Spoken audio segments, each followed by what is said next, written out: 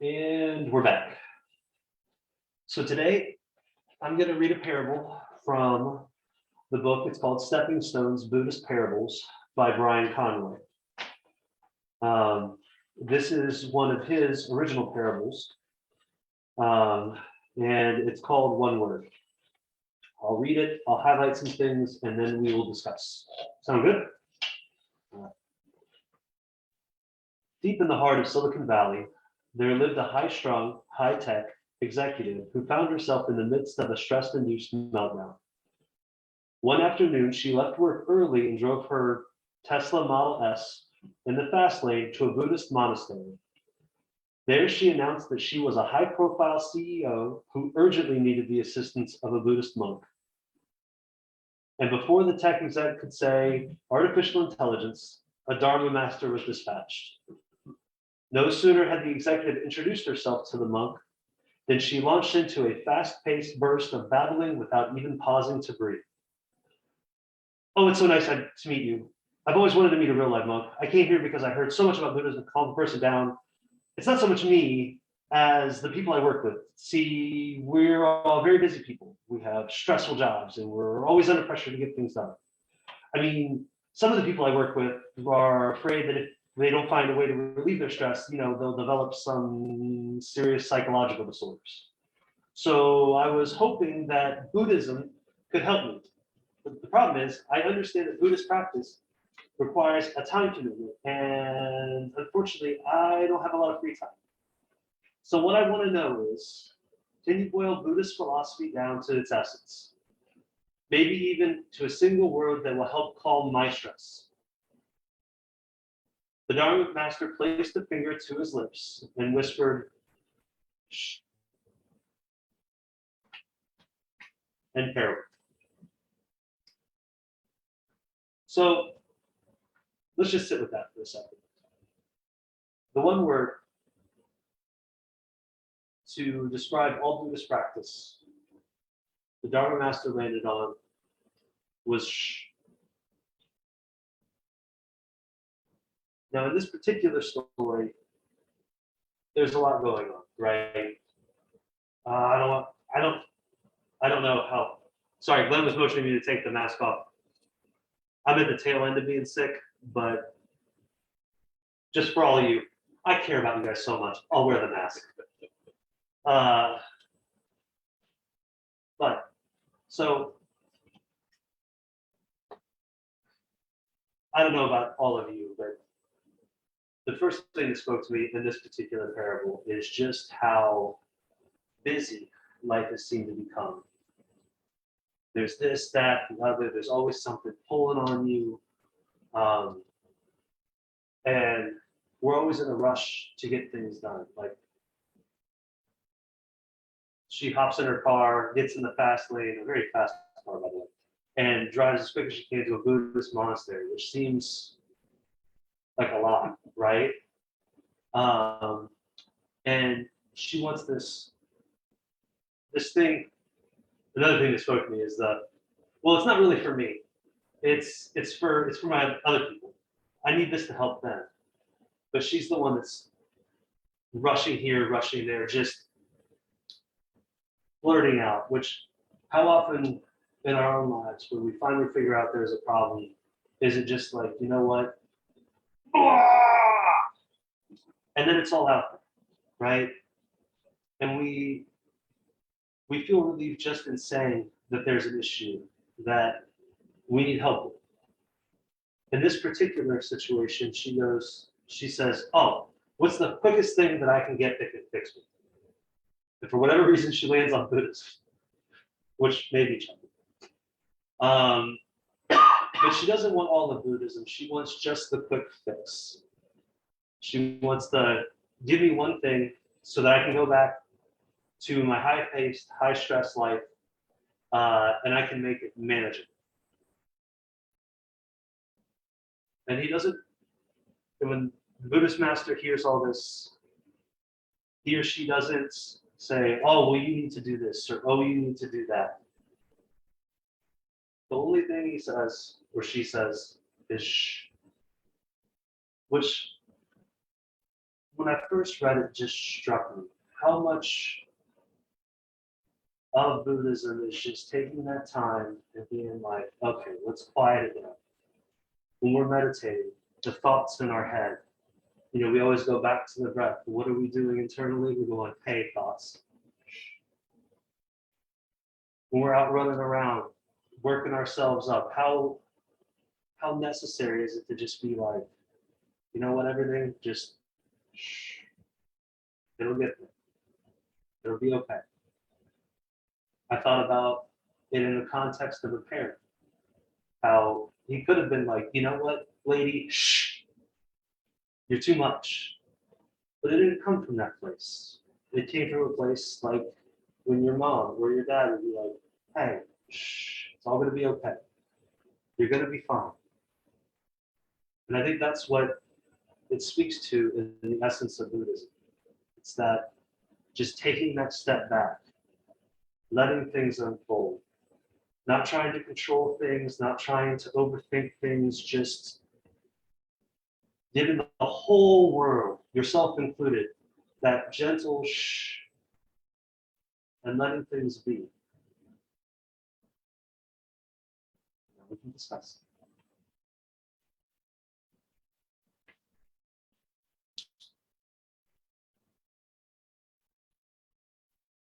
A couple of things struck me listening to that. By the way, I want to get the information on that book. That sounds like something I need to read.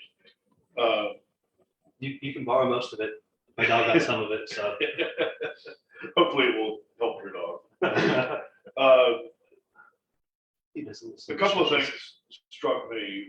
One is, I don't think any Buddhist teacher doesn't constantly get, what's the essence of Buddhism, just in a couple of words. I'm going to start using, it's a great answer. Everybody here laughs at me because when I get questions, my answer is normally sit. Same thing.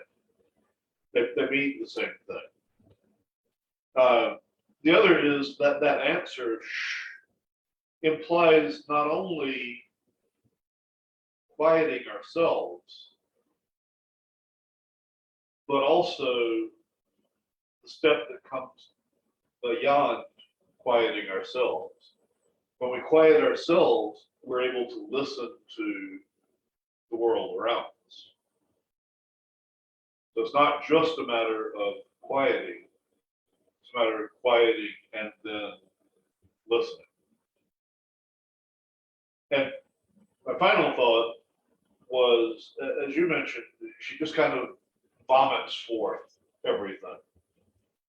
The reason that so many people feel better when they do that is that they're now putting the onus on fixing it outside themselves.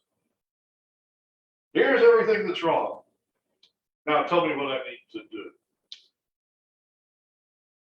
And I think it's very important to remember that the essence of the Buddha's teaching is that you never find peace, salvation, enlightenment, whatever word you want to use, outside. No one outside yourself can solve your problems, bring you peace, bring you happiness, free you from suffering. All of it has to be done inside. You have to do the work yourself. And again, I think the master's response is perfect for that. You're not going to get an answer because you already have the answer. You just need to be quiet and listen for it. One of the things that struck me, and as every now and then when you say shh to yourself, man, that moment that comes after it is it's full of so much potential. It's like, to me, it almost feels like pregnant. You know what I mean? Like, it's like, shh, and then there's this space that opens up. It wasn't there before. I mean, maybe it was always there. That's kind of the point. But there's just something that's just like, I don't know.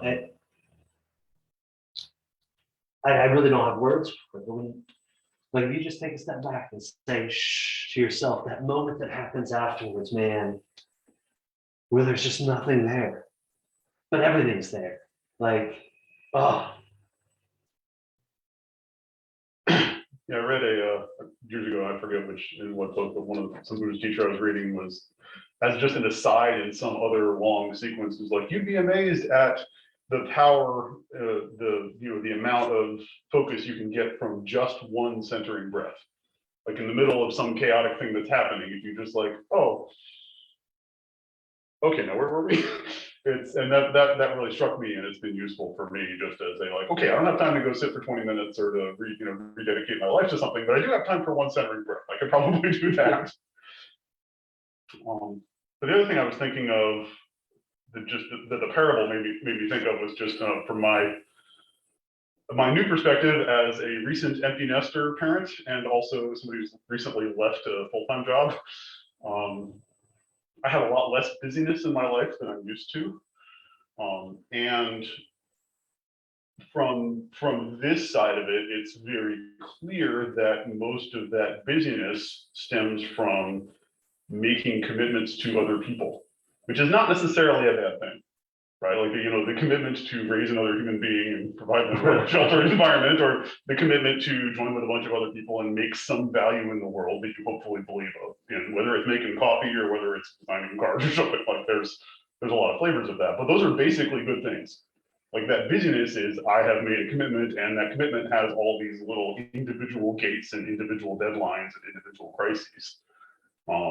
And so it's been a little bit uncomfortable for me to try to, like, I don't have that stuff sort of out of the box anymore. I have to sort of decide for myself what commitments I'm making anew, and that's a different level of discomfort. But I think some of that value in the centering breath and the moment is just sort of reminding you to think about not just what's wrong with your commitments today or what's stressful about them, but like, why did you make them in the first place, and what are you really trying to get done?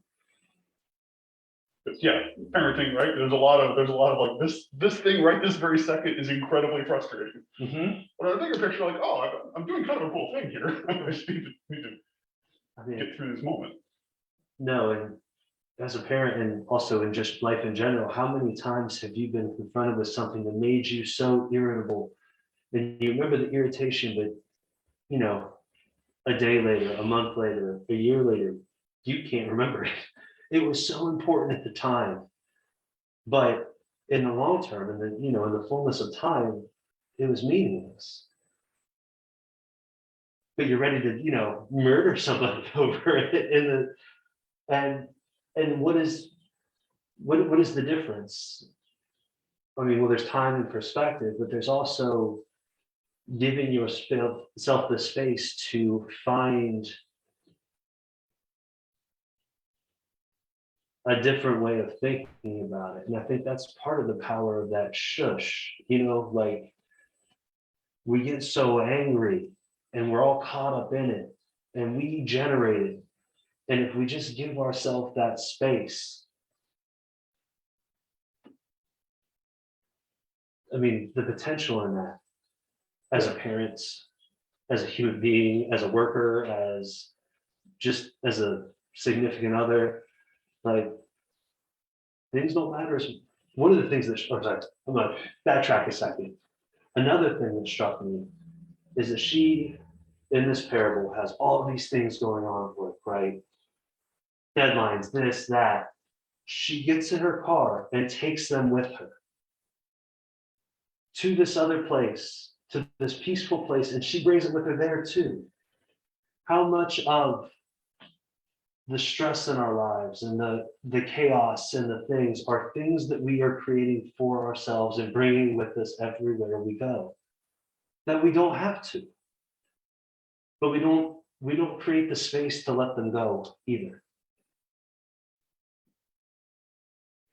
Yeah, so a lot of those things, and not thinking about parenting, but thinking about this job in Silicon Valley,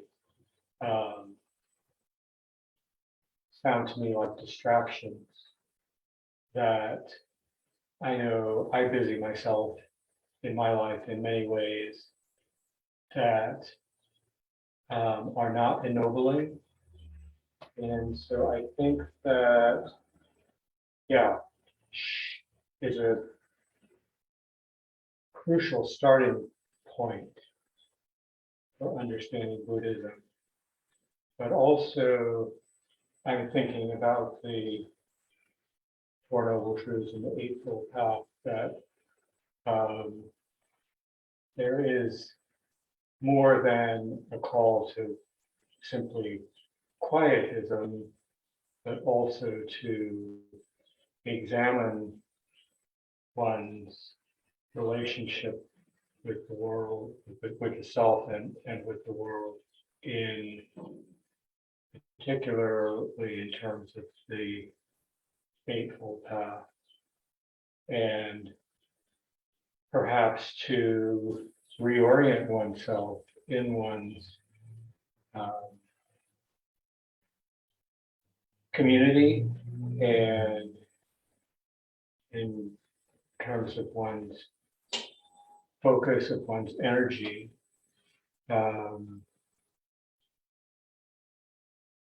toward creating a better world for all. That,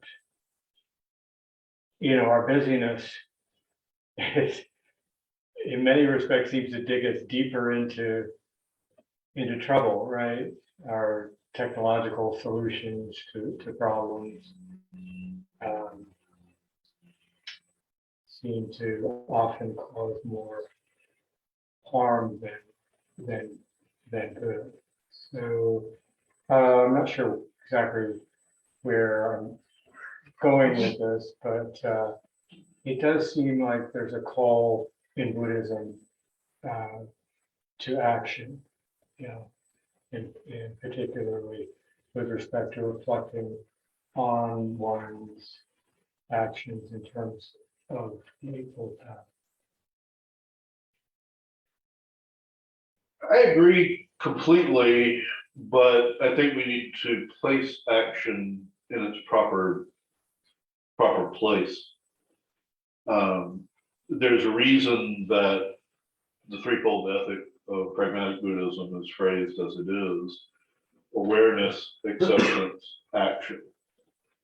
Until you take the time to silence and become aware and accept the reality of what is around you and what's within you, then actions are going to be, of necessity, ego-based, not based on what is truly the appropriate action. It's only by silencing and committing to the reality that you can then act appropriately. Hi, Glenn, and everyone else. It's Peter. Peter or Glenn, I appreciated your comments about being silent and listening. And I know I'm guilty of this all the time, and I suspect one or two others may be, but I often listen while constructing a response in my mind before someone's thought is even communicated. So I'm silent, but I'm not listening. I'm constructing a response. And I think there is a big difference between being silent and actually listening. Can I say something? Yeah, here's Jenny. Good morning, everyone. From the Joneses. My mom, on her refrigerator, always had, she would write in her beautiful cursive. One was creative serenity, and the other one that she cut out from a magazine, I think it said, listen and silent have the same letters in them. And I think what Joe is talking about today, when you shush yourself, it tells the other person that like you're not hearing me too. It can be used as a moment to collect your thoughts and to quiet the room and think about how you want to respond to somebody too. And I think that sends a message of peace and saying, I respect you, but let's rework this conversation a bit so you hear me clearer. I think shushing, when I grew up was, in the back seat with 5 sisters, it was a bad thing. But I appreciate this today because it's a reminder that silent and listen have the same letters, and we need to learn that both of those are great tools that we can have in our life toolbox. Thanks, Jenny, and Peter. Peter, I agree with you completely. And what we have to remember is that being silent isn't just about the words that we speak or the noises we make. It's about internal silence as well. And it's only when we gain that internal silence that we stop creating our response and are able to listen.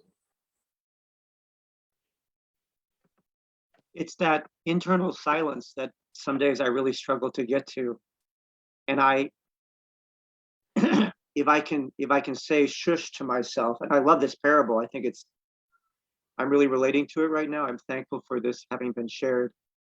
I have to sit in all the noise of myself, and that's what makes it so hard.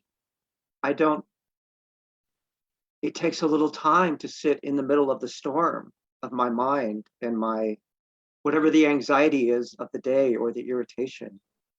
It takes me some time to feel that openness, that ease, that inner spaciousness. I don't always get there so quickly. I wish I could, but some days it's hard. And so I know Thich Nhat Hanh, he talks about cooking your potatoes. We have to cook our potatoes for a while before they soften. That's sometimes where I need help. How do I sit still long enough? How do I breathe long enough? How do I find that internal place long enough? Because sometimes one breath just isn't enough. Sometimes 3 breaths doesn't seem like enough. And it's so hard to say to myself sometimes, is it okay to go from a very busy mind and body to a slightly less busy mind and body? Can that be my practice today? Because sometimes I feel like I have to sit for an hour to get anywhere. Give myself permission to actually not be in the silence, but to be in the storm that I'm carrying with me through the day. That seems a lot harder, but sometimes that's my daily reality. And so having the discipline to do it feels like a struggle sometimes. It's one reason I came here this morning, because I need to do more of this. Anyway, that was my feeling in response, because I don't always get there that quick. That's a good point, Dorian, and thank you for sharing. One of the reasons that when we moved the center, I wanted to move it onto Broad Street or another main street of Columbus is exactly that. We need the experience of practicing silence within chaos. If we were given $1 million to build a new center, I would still build it on a busy street. And I would have it open to the sounds and the sights of that busy street, because that's where we live our lives. And if we see our silence as being separated from the chaos around us, then we're not living our lives in reality. But if we're able to be at one with chaos and silence, at the same time, that's where we can begin to be effective actors in the world. So thank you, Dorian. Glenn, it's Jenny again. So glad you mentioned that, because I remember when we were on Fifth Avenue, and I don't know, somebody had a Harley or something that buzzed right by there. And it's so important that you said that too, because I was sitting here thinking about a Carly Simon song. It usually always goes back to music for me. And there's a song called I Haven't Got Time for the Pain. And in the song, she said, you showed me how to turn down the noise in my mind. And, you know, she's talking about another person, but I think Buddhism certainly helps to turn down that noise in our minds. And I'm glad you mentioned that, because it made me think of when you're on Fifth Avenue and the noise that we hear here at the news center, it's all part of it. And I'm so glad that you mentioned that.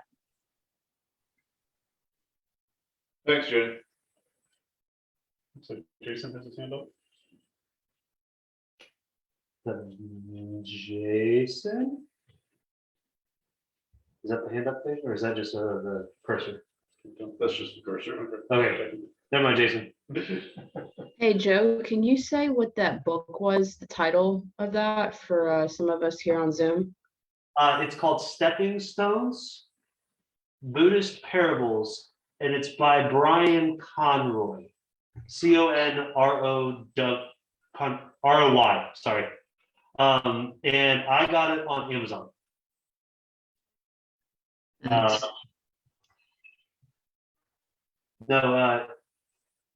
One of the things that we talk about being in the storm, and there are a lot of times where life puts us in the storm. And I was thinking about using the shush as kind of like putting a bubble around yourself. And yes, the bubble is going to pop, and you're still going to be in the storm, but maybe the storm will suck a little bit less just because you got some respite from it, right? And then you can use, when the storm feels like it's going to break you, you can use that shush to maybe give yourself a little bit of space and not break, right? Because there are going to be times where life sucks and there's nothing you can do about it. But you can give yourself the space to roll with it and ride with it. And this can be one of those tools in your toolbox. Not the only one, but a powerful one, if you want it to be.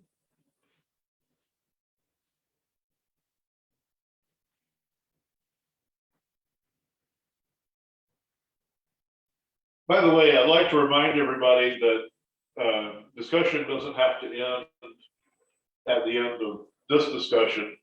If you'd like to carry it on, we do have a Discord server that is available to discuss the topics brought up at the Dharma Talks. If you'd like a link to the Discord server, just respond to the newsletter that comes out and I'll send you a link to get into the Discord server. But it's a great place to continue discussions even after Sunday ends.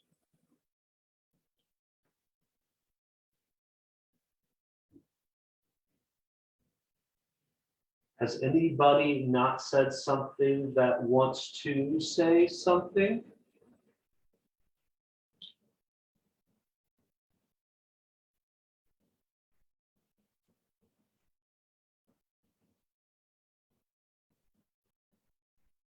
Cool. All right. I am going to end it. When you were talking about the Four Noble Truths and the Eightfold Path, I thought it would be an interesting thing to, it seemed powerful in my head. We'll see how it feels. But to talk about the Four Noble Truths, and I will paraphrase them, and I will be wary of language because everybody translates them differently, but to put a shush in front of them. So let's end with that. So, shh, there's suffering, right? Shh, there are causes to suffering.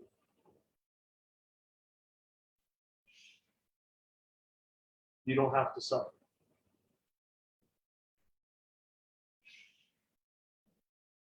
There's a path.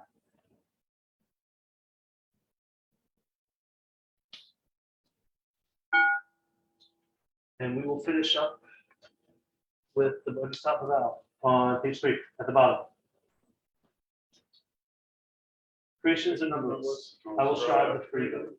Delusions are inexhaustible. I will strive to transform them. Reality is boundless. I will strive to perceive it. The awakened way is unsurpassable. I will strive to embody it. May your thoughts, words, and actions be corrective and encompassing of the pragmatic Buddhist path. May you approach this week with deference and dignity, and may you spread your personal peace to all those you encounter. May all sentient beings have happiness in its causes. May all sentient beings be free of suffering in its causes. May all sentient beings not be separated from sorrowless bliss. May all sentient beings abide in equanimity, free of bias, attachment, and anger. Swaha.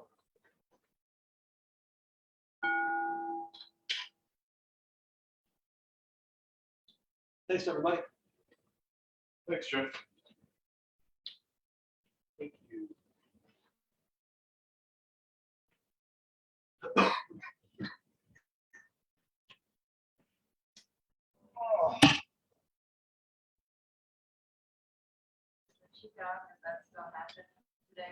Yes.